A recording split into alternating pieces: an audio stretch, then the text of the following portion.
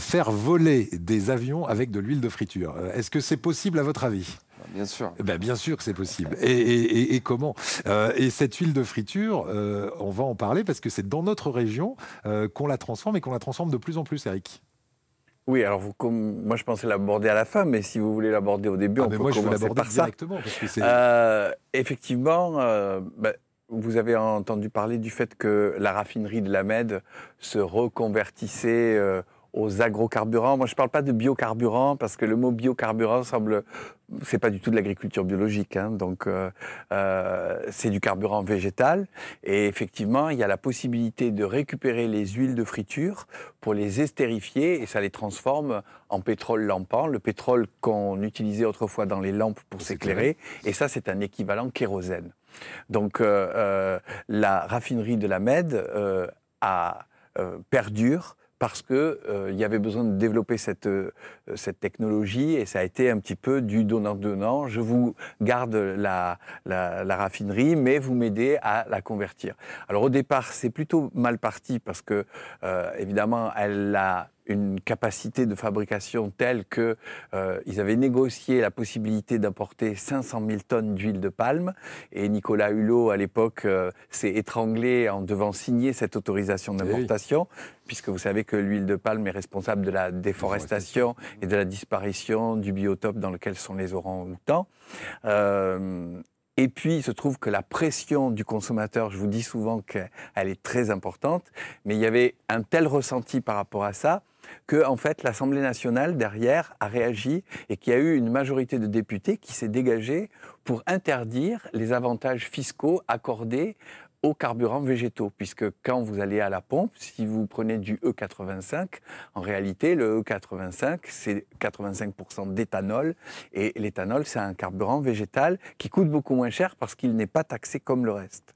Et là, en l'occurrence, l'Assemblée a voté l'interdiction de détaxe pour les carburants végétaux fabriqués avec de l'huile de palme. Comme l'huile de palme, c'est plus du tout rentable, Total va pas fabriquer un carburant à partir d'huile de palme, puisqu'il va devoir le vendre 2 fois moins cher, alors qu'il va lui coûter 2 fois plus cher. Et bien du coup, ils sont devenus très vertueux et ils se sont tournés vers la mise en place d'un réseau de récupération des huiles de friture usagées. Et ils ont même travaillé avec Synchronicity à Marseille pour voir si on pouvait récupérer les huiles usagées des particuliers. Donc c'est encore une autre étape. Les restaurateurs, c'est déjà mis en place depuis un moment. Il y a des associations qui s'appelaient, par exemple à Marseille, il y avait Oléo Déclic, qui récupéraient des huiles pour pouvoir les valoriser en les surcyclant en tant que carburant. C'est ce qu'on voit à l'image, là, on récupère ces huiles de friture. Voilà. Alors tout ça maintenant, c'est absorbé dans une grosse société qui est en train de mettre au point un système de récupération, comme l'a fait déjà la Finlande, puisque par exemple les avions de Finnair, il y a une grosse usine d'estérification des huiles de friture usagées de la Finlande à Helsinki, et une partie de leurs avions volent en vol intérieur européen avec de l'huile de friture usagée. Voilà, il faut le savoir, on a des avions qui volent au-dessus, et c'est pas du tout dangereux parce que vraiment c'est de l'équivalent kérosène. C'est de l'équivalent kérosène, et ça c'est intéressant parce que c'est du surcyclage d'une huile usagée. C'est ça. C'est pas la même problématique pour les carburants végétaux. Alors le fameux 85 que j'évoquais, vers lequel tout le monde se tourne en ce moment parce qu'il est 2 fois moins cher et que vu l'augmentation des carburants, tout le monde essaye de mettre un kit pour adapter sa voiture à cette carburation-là.